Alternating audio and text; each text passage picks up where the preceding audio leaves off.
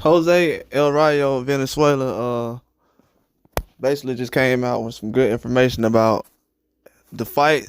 Rumors with him and De Los Santos was actually true, and that he possibly was gonna be able to have the fight, but with the opportunity of Eastside Cruz actually coming into the picture, it changed a lot of things. He's been training for De Los Santos for 4 to 6 weeks.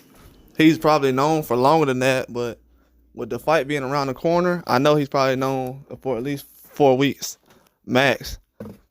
And with Eastside Cruz opportunity coming into the picture, like I said, reported recently, Eastside Cruz wanted to fight everybody at 35 and 40. It's a lot of guys right now locked up for 40 and 35 with the Ryan Garcia situation. Then I don't think Eastside Cruz had too many names outside Ryan and everybody else. Everyone else has a fight already, so he would have to wait multiple months to even get a negotiation with certain people. So I think with Rayo looking at that as an opportunity for a belt, because he was looking forward to fighting somebody like Tank Davis or anybody. He wanted to get in position to fight a belt with him being Chris Colbert. Chris Colbert was rumored to be someone who Tank Davis was going to possibly fight last year before taking the loss to Hector Garcia. So that's definitely a good situation for him to have. I think Rayo's an excellent fighter, man. I like the mentality he has. I feel like he's a warrior. He's one of those fighters where I feel like the business kind of tried to almost throw him under the bus for taking the loss. I didn't like the energy he had as far as trying to defend himself over the loss to Chris Colbert. I felt like people were trying to put him at a standstill and that's why I say, like, people don't understand it, but I don't try to put pressure on these young guys unless it's validated, unless they ask for it. You know what I'm saying? Because at the same time, when they're fighting these tough fights and trying to develop and build their name up, people want to throw their name up to the top. And a lot of guys like Rayo, that it turns out bad because one little fight or mistake against a guy like De Los Santos, now you're trying to build yourself back and try to prove yourself. And no matter how good you do, people always try to say, well, the one guy, he was able to stop you or to defeat you, so it must be right about everybody else. And that's the situation that Rayo finds himself in.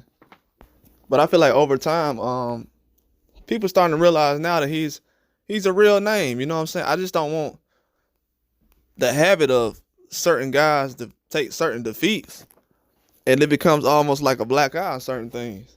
Because he's proof that you could take a knockout loss and fall victim to something that's a mechanical issue or just mentality issue, and then clean that up in a couple of months or less than a year and get yourself back on the horse. You know what I'm saying? But in certain situations, they don't consider guys like that to actually be in position to have a fight.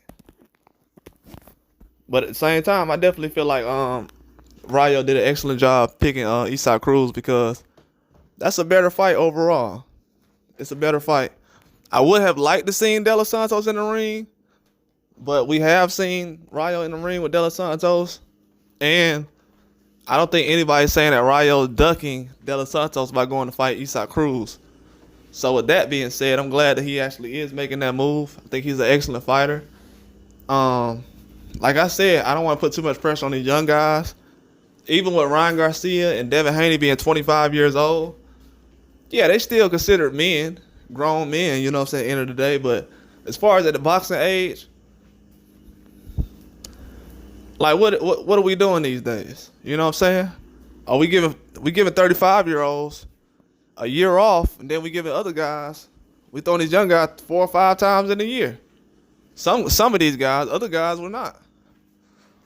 So we have to be kind of current on everything, because I seen a lot of these guys, depression comes in real quick. And for a guy like Rayo to know he's as good as he say he is, I didn't like that, bro. Kind of rubbed me the wrong way, because to know that he's good as he say he is, and to feel like because somebody had the upper hand on him in one fight, like with the Chris Colbert thing, if that fight went the way it did, it probably could have went a whole nother way. As far as with him personally, everything. So a lot of times, a lot of these losses and wins are a lot more serious. Now, even with Munguia wasn't thinking about no money last night when he lost. You know what I'm saying? So situations like that, man, it's tough. It's tough because some guys are caring about the money, and other guys are like, man, it's all I do is box. I'm I don't know how to lose, so it's a hard situation, man. But it's definitely something that I try to be mindful of when I'm speaking to certain guys, because I do know that money can affect people and stop them and stop their progress. But it is what it is, man. That's all I got though. Like and subscribe.